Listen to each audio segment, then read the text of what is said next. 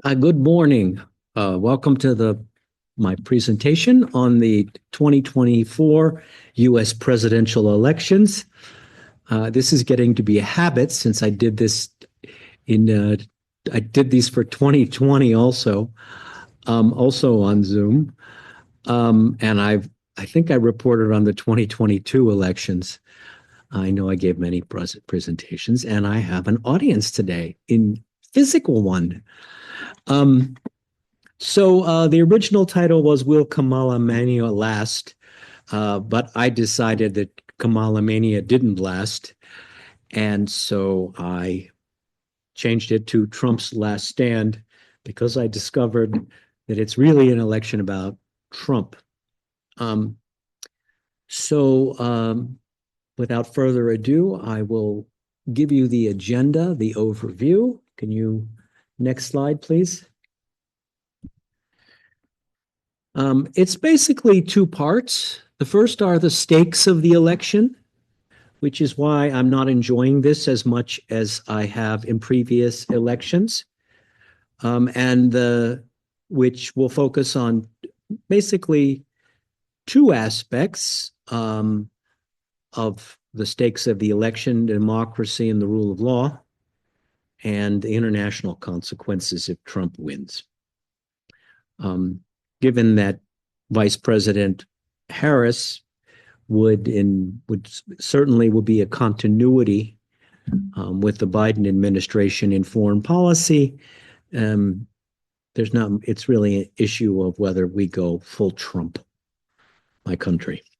Um, the second the second half of the election of the presentation is about how close the election is, about how it got to be close, and why it is close, and then I'll finish up with a brief prognosis or prediction or wish, maybe.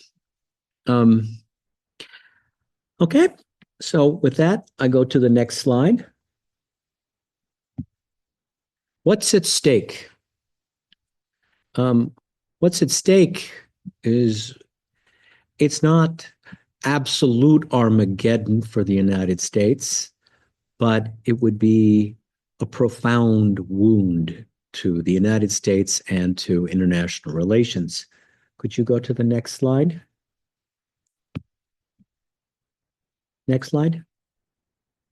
So the first thing is this question of political culture.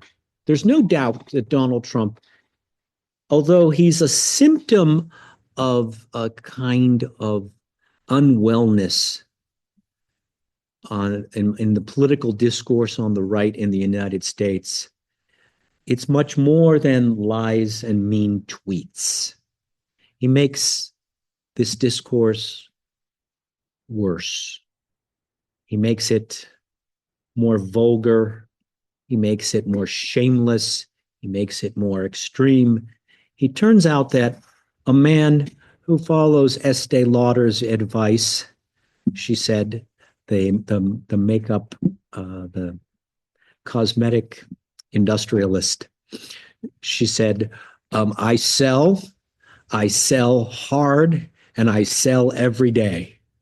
And that's Donald Trump. And it turns out that if you are willing to say anything to sell whatever, and you're selling yourself to be the president of the United States, you can become a very effective demagogue. So we have just a chorro of examples of the shamelessness and vulgarity and brutality of Trump's rhetoric. He's called immigrants animals. He said they're poisoning the blood of our country.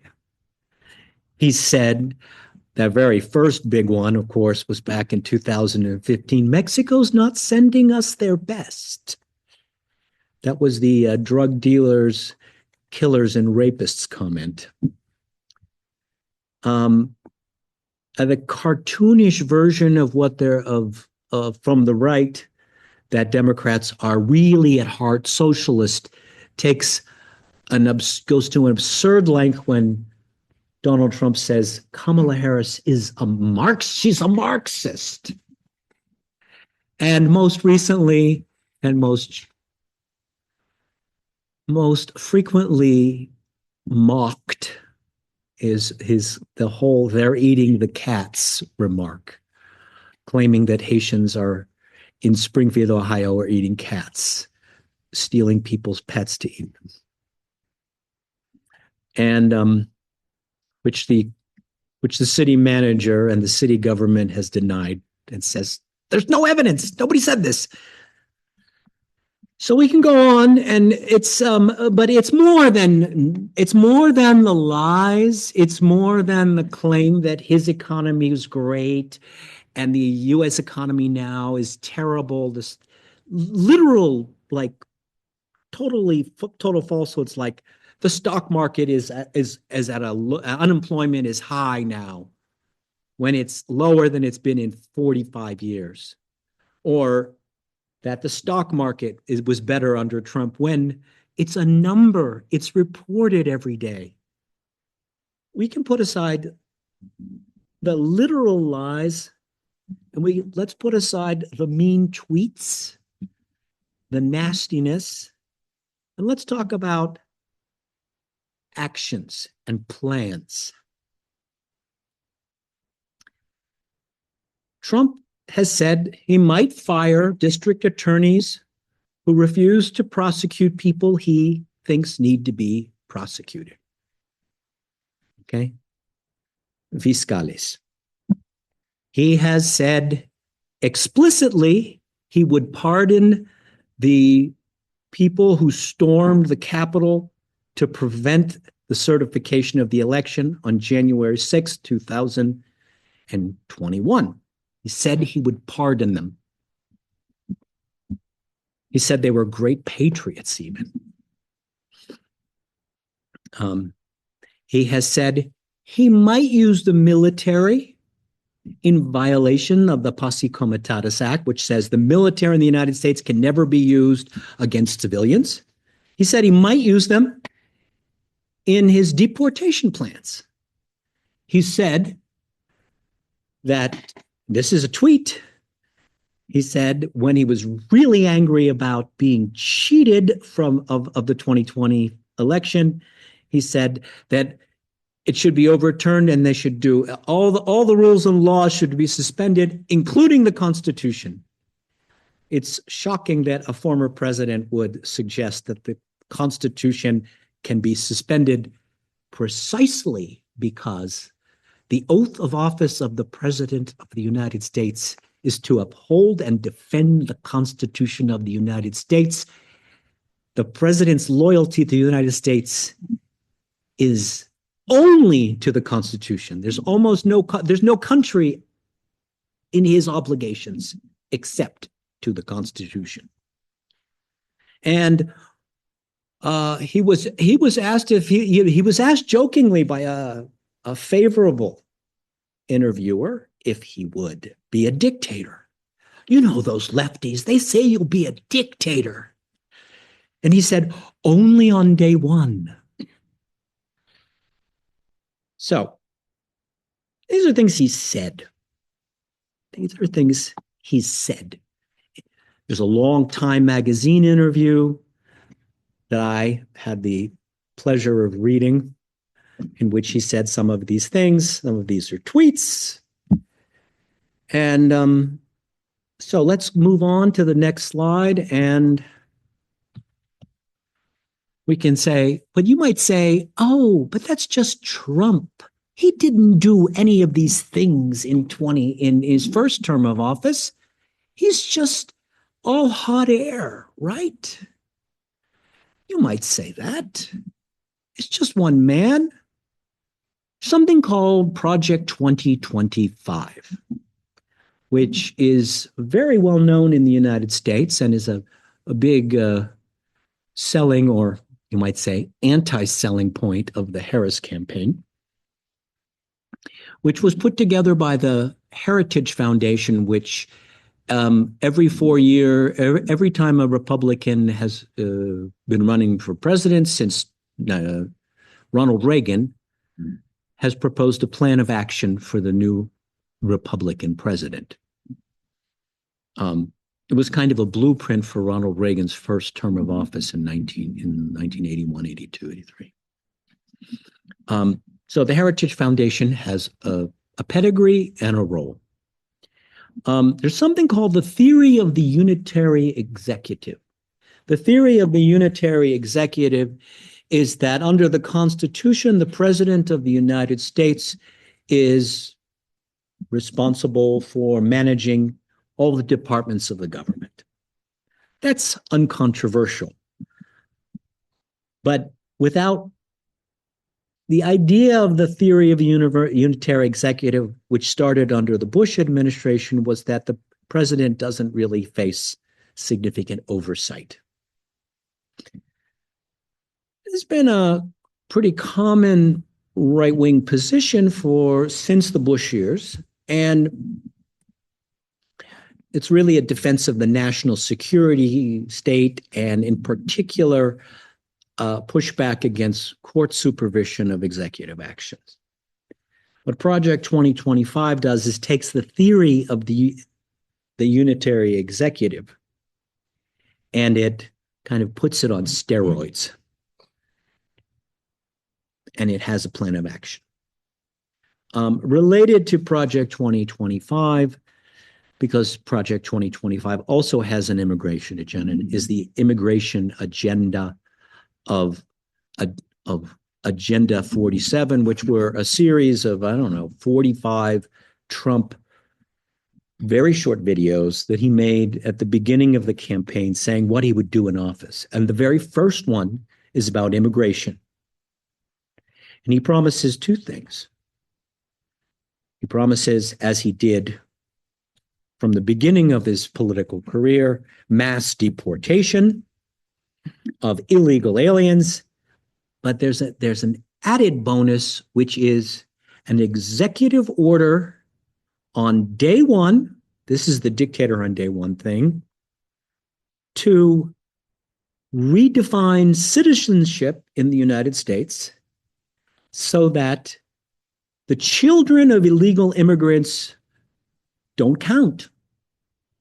They're not citizens, according to this proposed executive order. Now, this is called jus soli, and it is the general definition of citizenship, also called birthright citizenship. It is the common definition of citizenship in the Americas. It is also enshrined in the 14th Amendment to the Constitution, which says that all persons born in the United States are citizens of the United States and of the states in which they reside. It's post-Civil War. So Trump and Project 2025 propose to throw out the literal meaning of a constitutional amendment and more than 150 years of jurisprudence with an executive order, even if he doesn't win a popular vote majority. Okay. So, next slide. This would amount to a transformation, and not in a good way, of the United States regime. I thought about adding a slide that showed that Republicans have only won a presidential majority once in the last 30 years. Okay? They squeaked by and elected two presidents with electoral college majorities, but without popular majorities. Twice, which I will explain a little later. But this is an attempt to make sure the only way that the Republican Party can achieve a dominant position at this point, given the diversity and the increasing diversity of the electorate, is, and their very hostile attitude towards immigrants, is to transform the rules. And to make it clear that this is a transformation, the president of the Heritage Foundation, Kevin Roberts, said 2 days before Independence Day in the U.S., the U.S. is undergoing a, quote, the second American Revolution, which will remain bloodless if the left allows it to be. Okay. Now, the next slide. So here's how the plan works, okay? The executive branch will become loyal to Trump, and these intellectuals are certain that if they're loyal to Trump, they can get most of what they want. So all officials will be vetted for loyalty to this version of America, of the American project. How do you do that? Well, now it's really easy. All you do is they're creating a database, which is not easy, but it does require resources. And if you have the resources, you can do it. They have a giant database of prospective bureaucrats who they test for loyalty with a very simple formula. The formula is, was the 2020 election stolen? If you are not willing to say the 2020 election was stolen, then obviously you're not loyal to Trump, and you're not willing to say whatever to serve Trump. There's a second part. In the waning months of the Trump administration, Trump issued an executive order reclassifying whole levels of the federal bureaucracy as political appointees. These are high-ranking civil servants who do what they want to, who follow a certain bureaucratic order. And they reclassified them as political appointees because civil service bureaucrats are immune from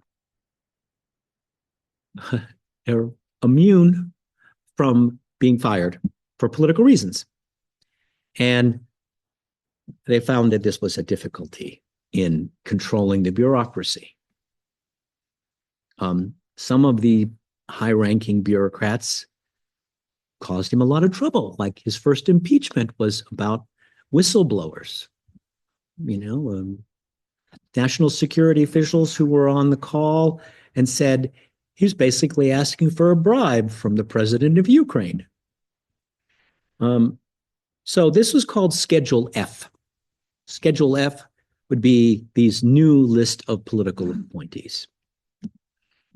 Once you vet all those officials for loyalty to Trump and the MAGA project, you can do pretty much what you want. The second is that this is in particular aimed at the Justice Department. Why is the Justice Department so important? It's because it was the main obstacle to Trump doing whatever he wanted, because he has this idea that the president is the boss of a privately held family company and can do whatever he wants. As a result, he had problems with every White House counsel and every attorney general. He had problems with his first attorney general, Jeff Sessions, who was a rabid nativist. Okay? Was the first senator to endorse Trump, but he wouldn't, he recused himself from the investigation, the special counsel investigation. So Trump fired him eventually. Okay. He fired his FBI director because he said, no, Trump Tower wasn't bugged. Okay. His, uh, his second attorney general resigned before January 6th. Bill Barr was his name, because he said the election wasn't stolen. Okay. And he lost two White House counsels because Trump doesn't understand the rule of law. So by vetting executive branch officials, and the Project 2025 plan has a specific section that says we need White House counsels who are loyal to the president. This would basically keep the adults out of the room that disabled Trump from doing what he wanted. There are legal ramifications to reclassifying millions of people as non-citizens in contra of against settled case law, for example. Okay. But it goes deeper than that. It goes down it makes it easier to control the Justice Department at the local level, which consists of district attorneys. District attorneys, Trump has said, would you fire prosecutors, district attorneys who wouldn't go after someone? This is normally a division that we've had in the United States. The executive is not supposed to tell district attorneys who to prosecute. Clearly, Trump doesn't understand this. It's why he thinks he's being persecuted by the Biden administration when he's called into court for his various misbehaviors. And he said, so he was asked in the interview, would you fire your district attorneys if they didn't prosecute your opponents? He said it would depend. The proper answer to that is no, I wouldn't do that. I respect the autonomy of the legal process. And as I said, pardons to the MAGA faithful. This is a power. The pardon power is under the president's purview. But usually presidents defer to their White House counsel, who gives them advice on who not to pardon. But Trump wants to just pardon whoever he wants to pardon, in particular, the January 6th insurrectionists. And those are not insurgentes in the good sense. Plan 2, second part of the plan. Once the federal government, particularly the legal apparatus, is under the thumb of the president, a simple executive order to radically transform who can vote and live in the United States is easy. It's a stroke of a pen. It's day one. Birthright citizenship would be eliminated, and along with this would go mass deportation. The numbers supposedly are 12 or 15 million people are undocumented. Trump says, I don't know, maybe there are 20 million.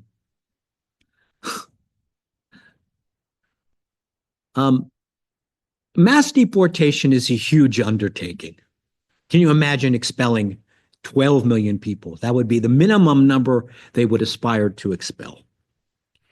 And the due process clause would seem to apply.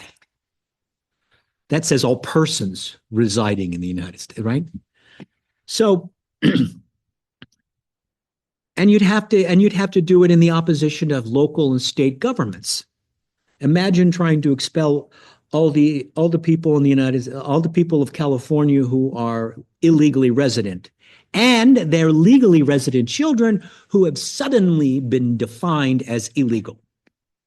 And this would include, for example, the Dreamers, who have the great misfortune of having their names in a government database. Trump was asked, would you use your district attorneys to prosecute state and local officials if they didn't cooperate with this policy? And he said, maybe. It depends. Okay. And then the last piece is, what kind of public protest would there be against such a policy? Imagine the level of protests in New York, in Chicago, in California. So that could be an obstacle. Well, he was asked, would you use force against people who did that? And he said, well, particularly the National Guard. He said, yes, he'd be willing to use the National Guard. This is that posse comitatus question. Okay, so that's the plan. Like, the plan is to weaponize the Justice Department and to control the bureaucracy, and then redefine citizenship and expel the people who make it impossible for Republicans to reliably win. The irony is that on the right we hear this great replacement theory argument over and over again, and the claims of the weaponization of the Justice Department, when in fact it's projection. This is what they're doing. This is the literal plan. Next slide. Now, you may say Project 2025 is just a bunch of egg-headed intellectuals. Well, I made the first case, which is the Heritage Foundation. The Heritage Foundation has been doing this thing for 30 years, and the Heritage Foundation has a prominence. Okay. Trump says, oh, I don't know anything about this. I purposely haven't read it. But a lot of alumni from the Trump White House and have served in these committees in the writing of this document. A lot. Okay? Some prominent ones. Furthermore, this is the product of over 50 conservative organizations, including right-wing economic laissez-faire organizations, think tanks, state-level think tanks, and ALEC, which was essential for creating the Republican roadmap at the state level back 15 years ago. Pro-family and social conservative organizations, anti-immigration organizations, of course, right-wing campus organizations like Turning Point USA, Moms for Liberty, the National Rifle Association, and a bunch of paleo-conservative universities, right-wing think tanks, such as the Claremont Institute, Hillsdale College, Patrick Henry College, Liberty University. Okay? So it's not just like some right-wing guys. You know, this isn't a random quote. This is a document which is hundreds of pages long and sponsored by 50 organizations, including Trump's alumni. So now we come to the international consequences. I think the international consequences would be really dire. I think we would see since Trump doesn't mind bullies, he doesn't mind strong men, he thinks they're just strong men. He literally thinks of them that way. He likes Putin. He likes Xi. Right? He likes Orban. He says all of these people, like when he was asked for, when he was reaching for a character reference, in the debate with Kamala Harris, he reaches for the praise of Viktor Orban. That's his idea of a character reference. Okay? And so in Ukraine, it's clear that the war's not going great for Ukraine in any case. But if Trump wins, they're going to get sold down the river and they'll be partitioned. I don't want to go into that. I think he's been asked about the security of Taiwan. If Russia gets away with what it wants in the Ukraine, then China will see that as a green light to try a takeover of Taiwan.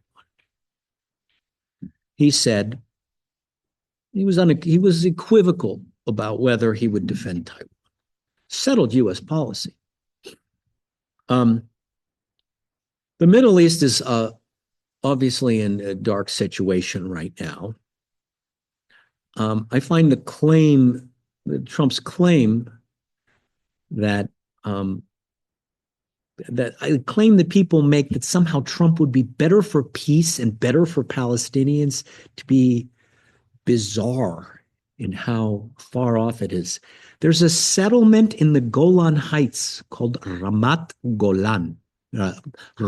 Trump, excuse me. It's in the Golan Heights. It's an Israeli settlement on land that Israel annexed and that Trump was the first president to approve of the annexation. That's why it's named after him.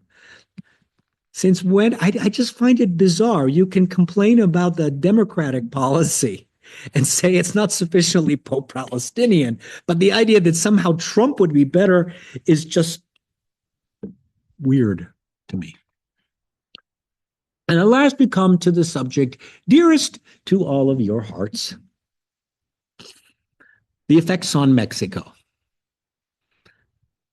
He said he'd be willing to put this gigantic tariff on Mexican auto exports to the United States. So much for Temec, right? That's aside from the deportation question. What would happen to Mexico if suddenly 5 million Mexicans were dumped here who'd been living in the United States for decades? Massive unemployment, huge social dislocation, right? There'd be huge economic dislocation in the United States, probably a guaranteed recession. So both countries would be in the throes of great distress. What with the politics of that? Do you think you think that Claudia is going to make nice with Donald Trump after such an action? It's like a recipe for bad feeling. And I'm not even talking about all the blather about bombing drug labs in northern Mexico. Like, I've lived in Mexico long enough to know what would really set off Mexican anti-gringo sentiment. And I can't imagine a formula that would do it more effectively than that.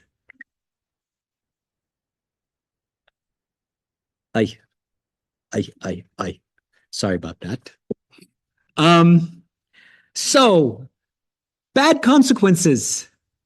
Okay, that was the alarm for that. So now we can move on to the election part of this presentation rather than the Trump is dangerous part of it. Shall we move on? So it's because of the it's a combination of the disrespect for the rule of law on Trump's part and his foreign policy recklessness and disrespect for the Republican consensus on foreign policy that has led to an extraordinary number of Republican endorsements of Kamala Harris and Tim Walz. It's weird if you think about it. She's a California liberal. She's not Joe Biden, right? She doesn't have a history of sort of like cuddling up to banks and the large corporations that Joe Biden did as a senator from Delaware, right? He always stayed quite in the center, right? She had to rise. She was a prosecutor, which puts a certain different spin on it. But she rose in California politics, and California politics is distinctly left of center. I never thought I would see the day that Dick Cheney would endorse someone like Kamala Harris. Dick Cheney, the former vice president of the United States, the author of the Iraq War. People on the left called him Darth Vader. People on the left called him the Prince of Darkness. They literally used that nickname for him. Okay? I never thought I would be on the same team as Liz Cheney. Right? Liz Cheney, who was the only Republican, she was the third ranking Republican in the House. She's no longer a member of Congress because she said January 6th was too much. And she supported the impeachment. She was the co-chair of the committee that investigated what happened, the special committee. And obviously she convinced her dad. And there were a couple more. This list essentially consists of three groups of people, of the Republicans who've explicitly endorsed Harris. They are ex-Republican officials. Most of them have left politics since Trump rose. They are former national security officials, high-ranking assistant secretaries, deputy assistant secretaries, right? Special counsels from Republican administrations, and a whole raft of principally of conservative and neoconservative intellectuals. The most dramatic one is a guy named Charlie Sykes, who was a right-wing radio commentator in Wisconsin, who interviewed Trump in the spring of 2016, gave him a hard time, and said, "I am never Trump," and started a website called The Bulwark. Bill Kristol, this is, I think, a very significant example. Bill Kristol is a neoconservative. He's the son of Irving Kristol, and Irving Kristol was a Cold War liberal who became a supporter of Ronald Reagan. So he switched sides in 1980. And his son, in 2020, officially switched sides back to the Democrats.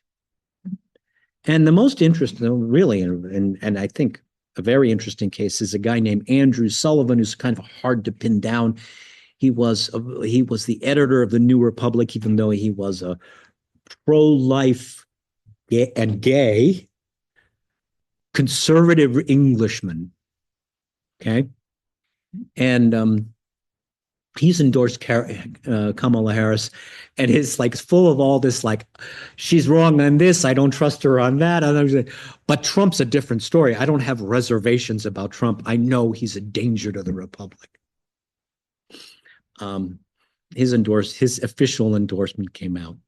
All of these people are, so the three classes. Oh, one more interesting case.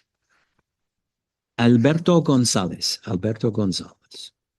who was George W. Bush's attorney general, and was one of the principal authors of the doctrine of the theory of the unitary executive. And he says, this Trump should not be the unitary executive. Let's move on. It's a close election,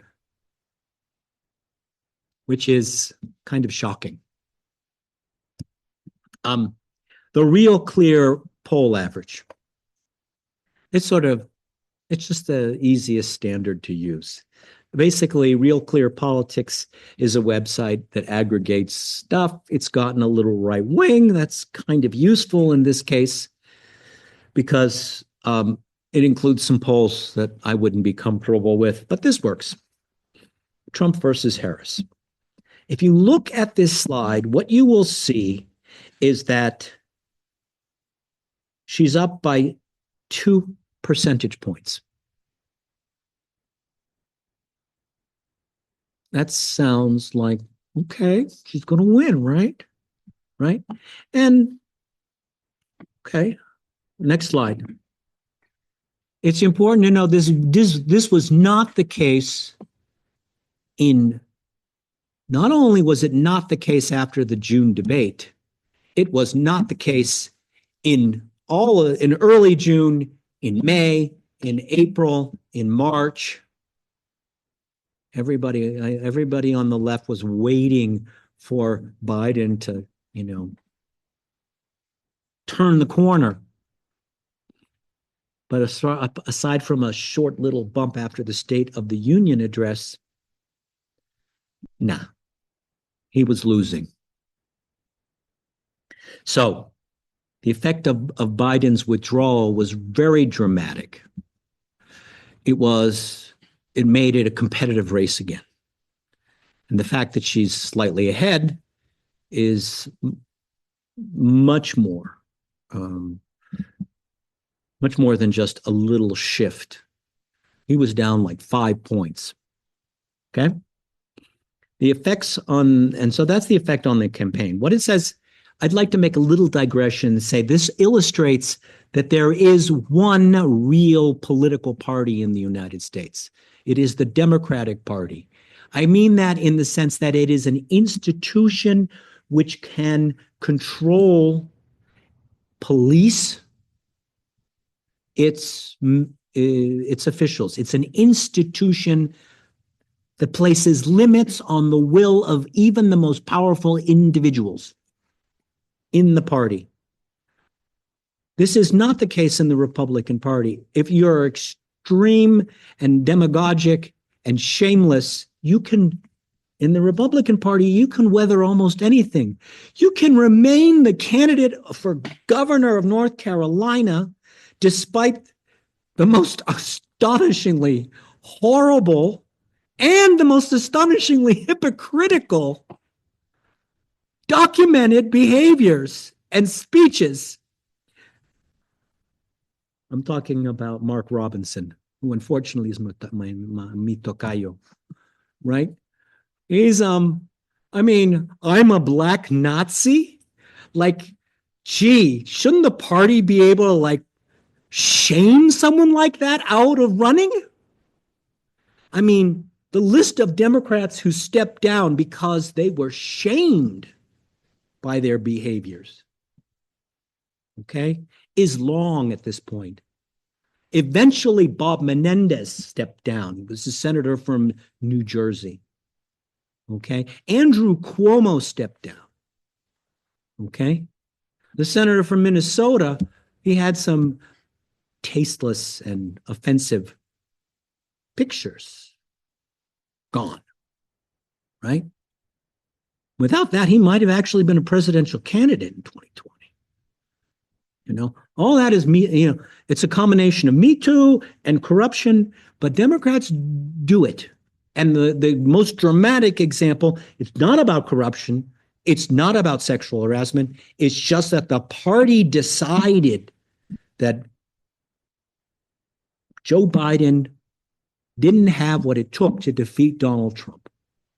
And it was just a pressure campaign on him. I watched it in real time. It took exactly 1 week longer than I expected. So I feel pretty good about that, right? And no, it's a quiet conversation with Nancy Pelosi. I watched it from the grassroots. I watched first the liberal commentariat and the conservative and the anti-Trump conservative commentariat decide Biden has to go. He's not fit. And then I watched it bubble up at the grassroots, and then I watched the polls, and then I watched one member of Congress after another, a combination of swing state Democrats in swing districts and those from older in safe districts. And eventually there was a critical mass. And then he stepped down. There was no legal or institutional mechanism to force him to go. And so he was, in effect, shamed into doing it. That's what a real institution can do. So, next slide. The effect of Biden's withdrawal was pretty damn clear. This slide shows it completely, obviously. You see that from April until July, Trump was ahead and getting more so, especially after the debate and then the assassination attempt. And since then, it's turned around. That's all I need to say on this slide. Don't worry, we're getting near the end. It's a little scary because the polls have been wrong. They have underestimated Trump's support twice. Okay? He was underestimated by more than 2.5 points in 2020, and he was underestimated by over a point in 2016, which means Kamala needs to exceed her polling numbers to win.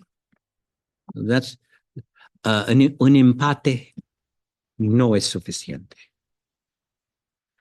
All right.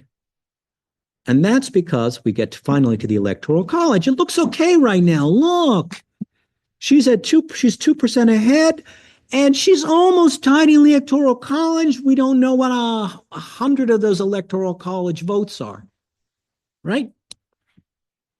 But then we look at the no toss-ups, and we see Trump wins. He's just barely ahead in enough states that he would win in the Electoral College. Okay? That's, if the election were held today, that's assuming the state polls are accurate. That's assuming the national polls are accurate. She would have 2% majority over him in the popular vote and would not become president. And then he would proceed with all of those changes that I described in the Project 2025, including the redefinition of who can vote. That's the issue. In the next slide here. If Harris gets 49% of the national vote and Trump gets 47%, and the remainder are other candidates, she loses. And Trump wins. Ready? Let's go to the next one. Whoops. So I guess that's my end. All right. We can talk about, you can ask me about the Electoral College. You can ask me about parties. You can ask me about anything. Oh, I feel like a Reddit. Right? Ask me about anything. All right. My prognosis is cautiously optimistic. The classic. Cautiously optimistic. I believe the tide has turned and Trump doesn't handle losing very well. And if he thinks the more he thinks he's at risk of losing, the more likely he is to go wild. We see that with the they're eating cats thing, right? And it's a tired song because He's a demagogue, but he's a one-note demagogue, right? He only knows how to sell one thing. I mean, I'm not talking about Trump, but I mean, he only knows how to sell in one way, which is say anything, no subtlety, sell it hard. And that's not going to work for him, I think. I think. Okay. I mean, what kind of a politician gets shot and can't significantly improve his popularity?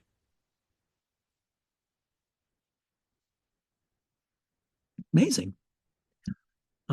We have questions, don't we?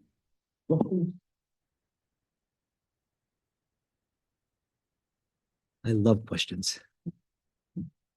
Yeah, we got the microphone. I do want to ask you about the electoral college because it's always my doubt how.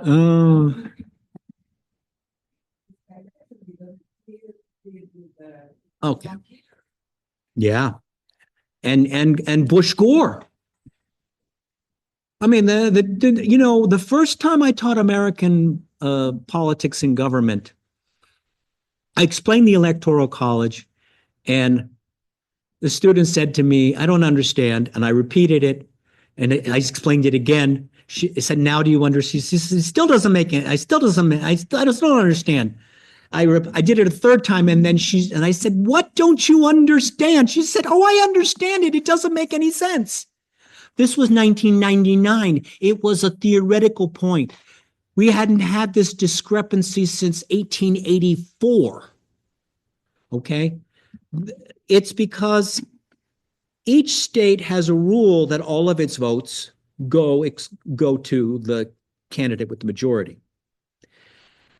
As a result, only certain states are competitive. We call them swing states, estados pendulares. And those states are a minority, a distinct minority of all the votes, which is where all the candidates spend their time. They only go to other states if they can raise a lot of money or they live there. So the discrepancy comes from excess votes. If you have an efficient coalition, will have the slightest majority in every state. If you had 51% in every state, let me rephrase that. If you had 51% in states that made up a majority, you would be president even if those states were a minority. The most dramatic case is the election of 1860 when Abraham Lincoln came in first and won the Electoral College with 39% of the popular vote. The second place candidate was his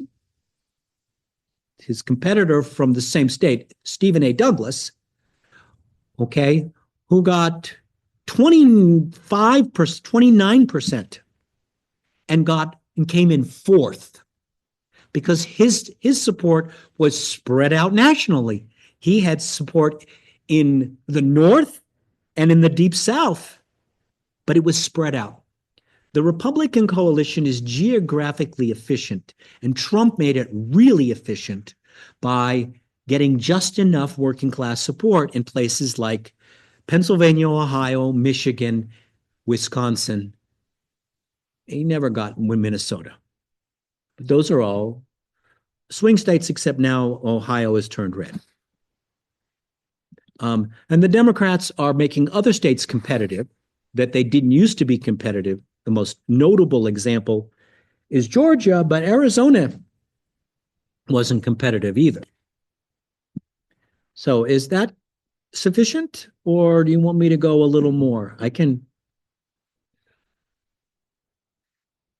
Oh, it's the same dynamic we've had in all the really close elections since 2000. In this case, it makes Harris's job much harder. she really can't afford to lose Pennsylvania.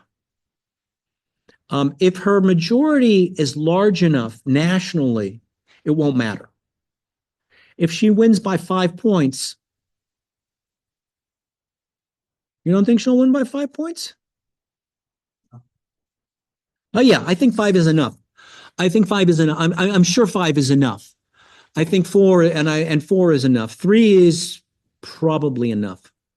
Okay.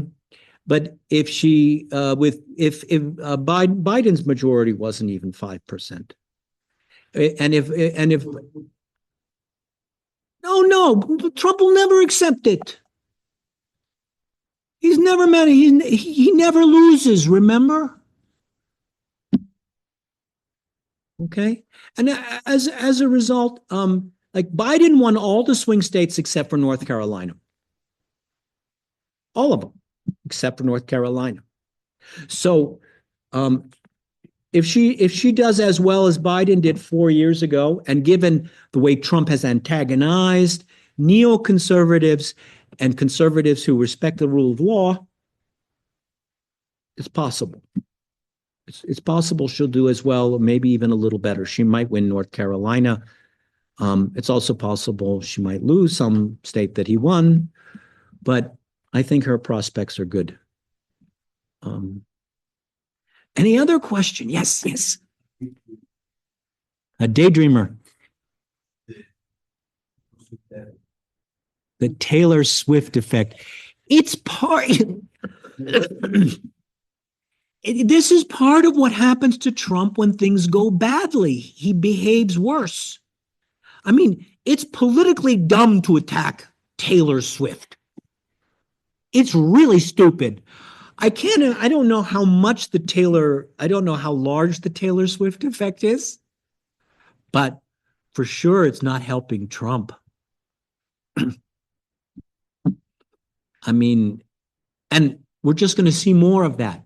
The importance, to sort of shift a little, because I care a lot more about ex-Republicans who endorsed Harris than Taylor Swift. Sorry. Is that they're creating the more they have to keep coming out, and apparently the Harris campaign has been, really cultivating Republicans to come out and endorse her, because it creates a permission structure for Republicans to do the unthinkable and vote for Harris, which they need. She's clearly not particularly appealing to the white working class or just the working class.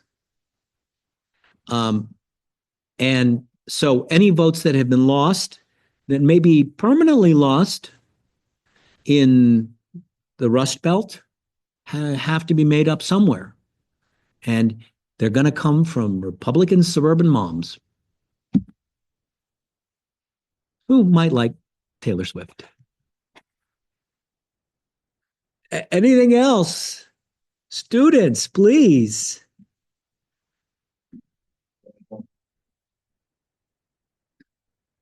All right.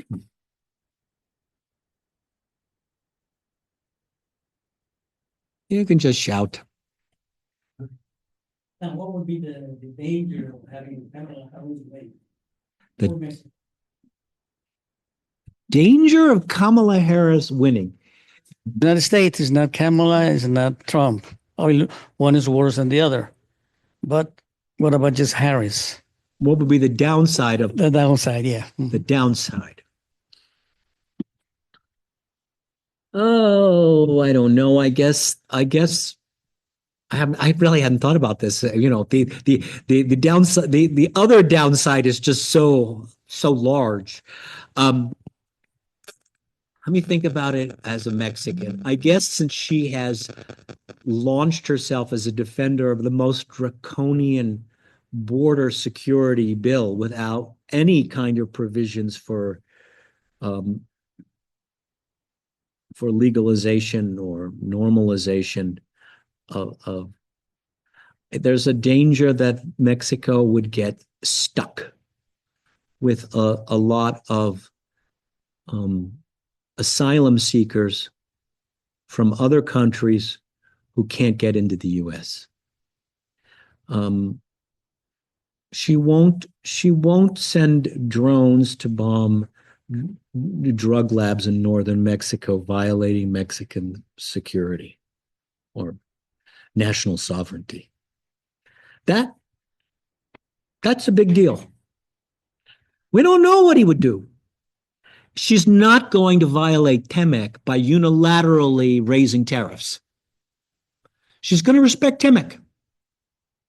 In this sense, she's a good neoliberal. I mean that good neoliberal, not like very neoliberal. I mean, respects international agreements. So that's the downside. I mean, it may not get any better, right? But we've had 8 years of absolute anti-immigrant demagogy. And it has moved American public opinion really in an ugly direction. We're just going to have to wait for it to cool down and demographics to shift. Maybe by the time I'm 70. Any other questions? I'm happy to make a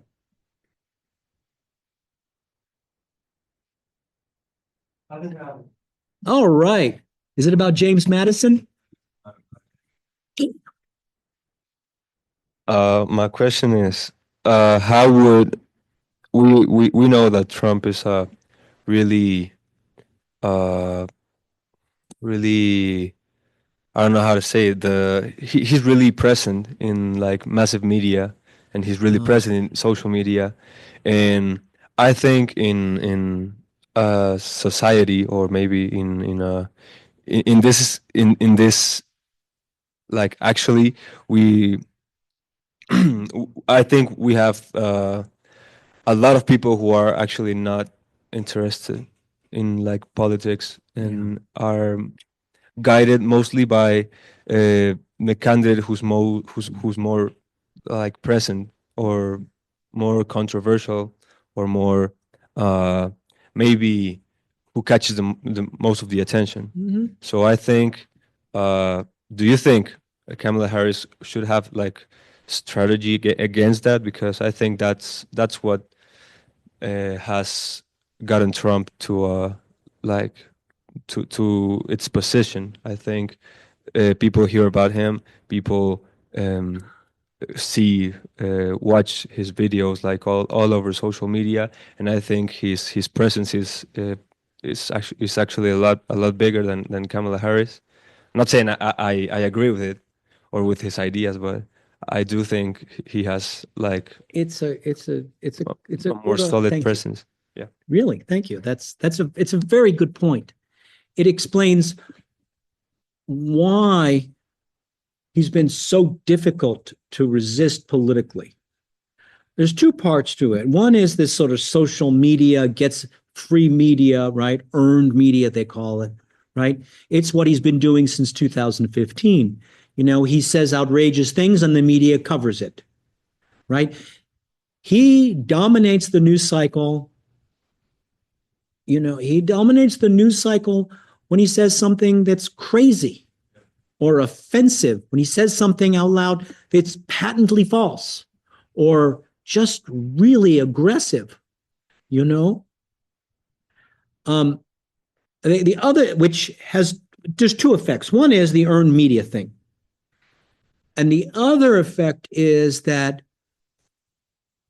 he solidifies his base. He ramps them up all the time.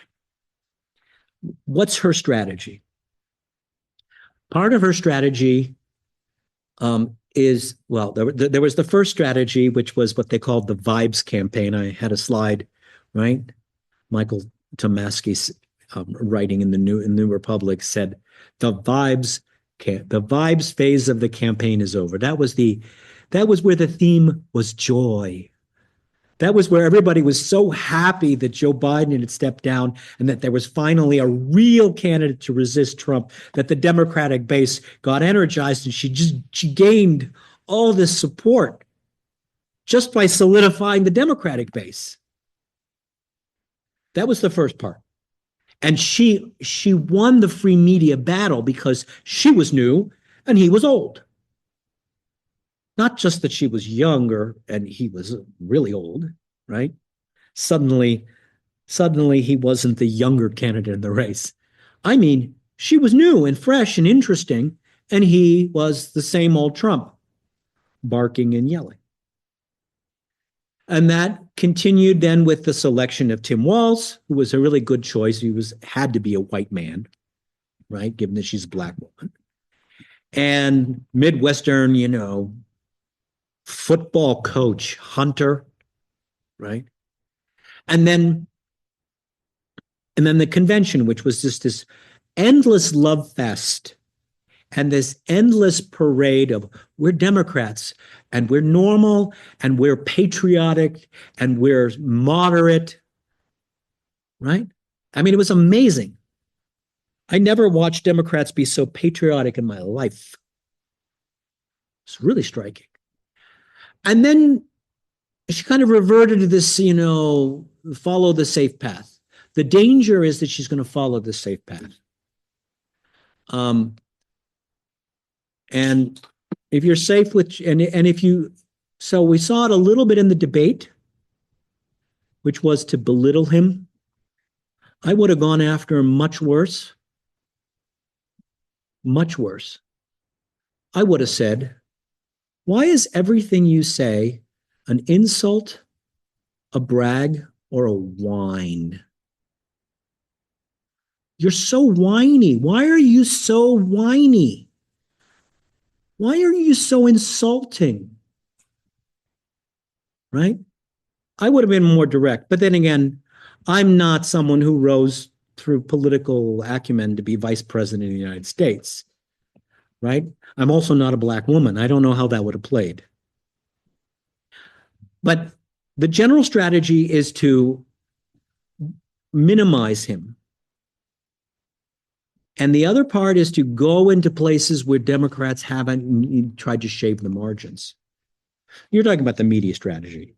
I know that she went to Savannah, Georgia, when no Democratic presidential candidate had gone to since Bill Clinton. Right? Democrats run up the margins in greater Atlanta, and that's it. The strategy doesn't work anymore. And it's not good for the country because we have to break through these monocultures in red areas. So she needs to do things that Democrats don't normally do. I would do more interviews if I were her. I would do a lot of interviews. I would do an interview and play. I would go to, Paul Rogan, right? I would do barstool sports. I would go to weird places that nobody expects Kamala Harris to ever go to. That's winning a news cycle. I finally gave you an answer. Thank you.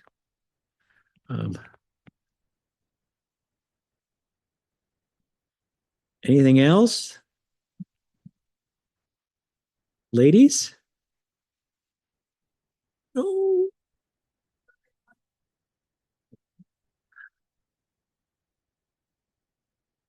Trump still be a threat to the United States, Mexico, or the rest of the world for that matter, even if he doesn't win the elections?